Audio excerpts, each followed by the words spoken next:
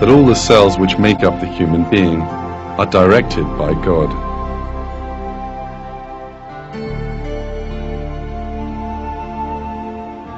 At this point, some cells have started to make legs. The cells cannot know that the embryo will need to walk in the outside world, but still they make legs and feed for the embryo.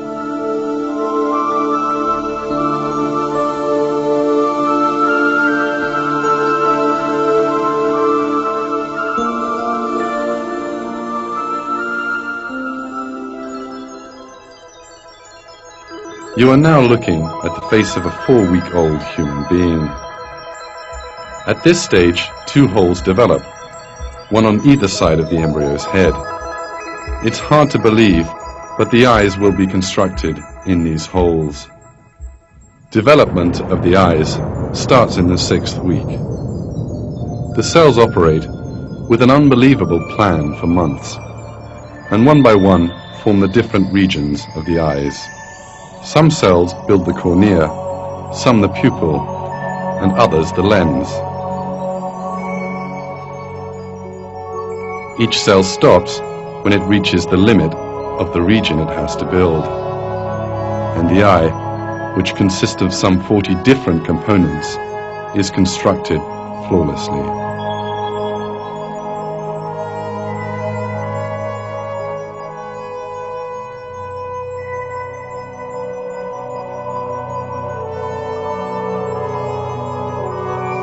In this way, the eye, which is accepted as the world's most perfect camera, is brought into existence from nothing inside the mother's womb. It has been borne in mind that the person to be born will open his eyes to a world full of color, and an eye has been built which is ideally suited to its perception.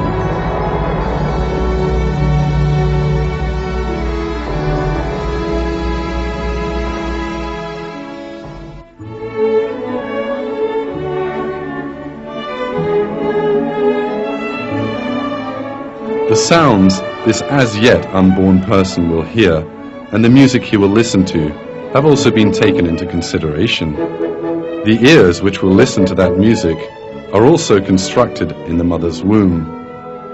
These cells make up the finest sound reception instrument in the world.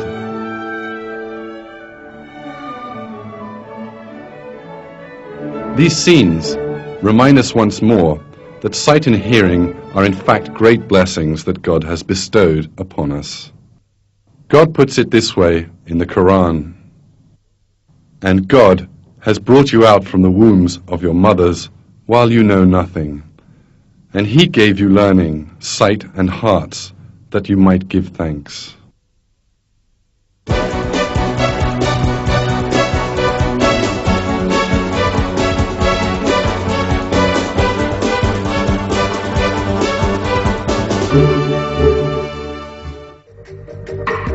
All the information that we have so far given regarding the development of the embryo in the mother's womb has emerged from scientific research in the last 30 to 40 years.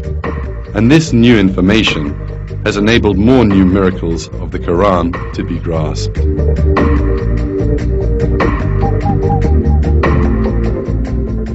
Until quite recently, it was thought that the bones formed at the same time as the muscles.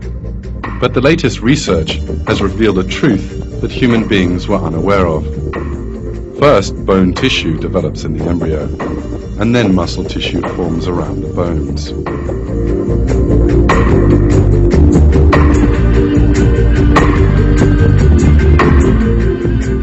The interesting thing is that this newly discovered fact was revealed 1400 years ago in the Quran. We then formed the drop into a clot, and formed the clot into a lump, and formed the lump into bones, and clothed the bones in flesh, and then brought him into being as another creature. Blessed be God, the best of creators.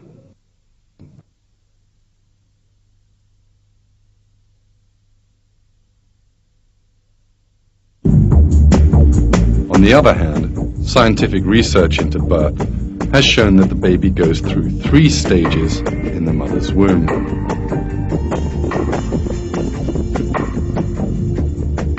This fact is described in the following way in a textbook on embryology, Basic Human Embryology.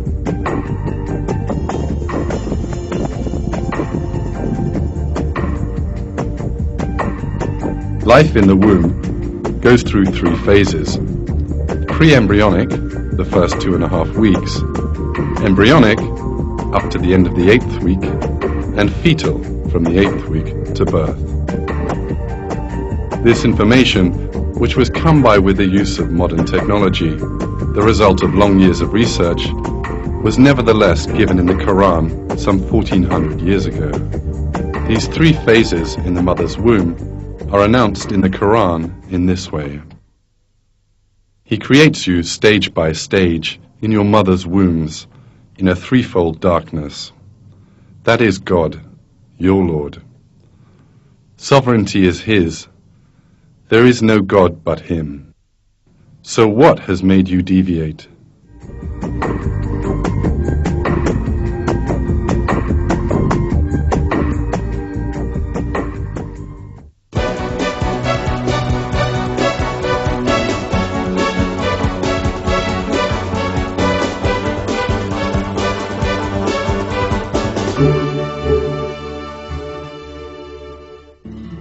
The instrument you can now see on the screen is a medical tool which possesses some of the world's most developed technology. It is a life support system which people in intensive care are linked up to.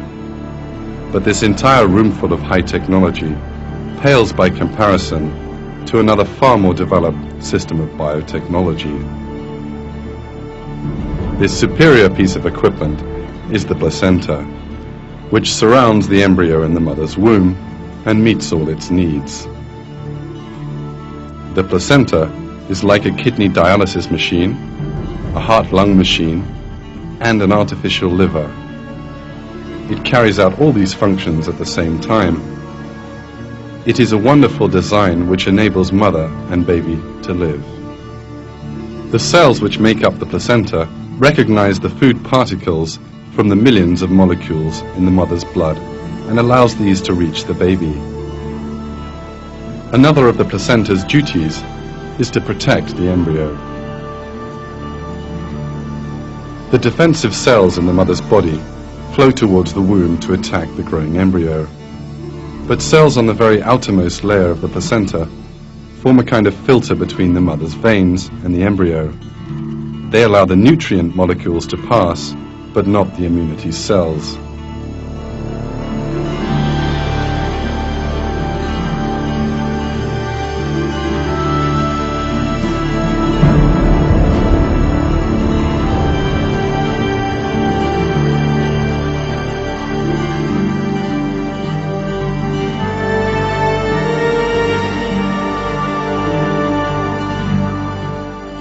If the job of taking care of the growing embryo's needs had been given to a human being and not the placenta, then the embryo would not survive more than a few minutes.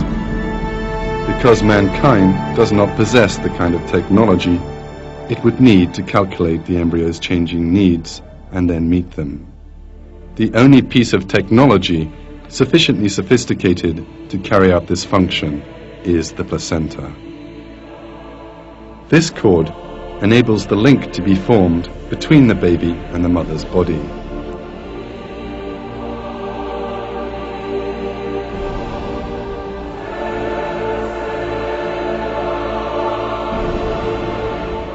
This cord, which is cut and thrown away after birth, is in fact a true wonder of engineering and carries out vital tasks for 9 months.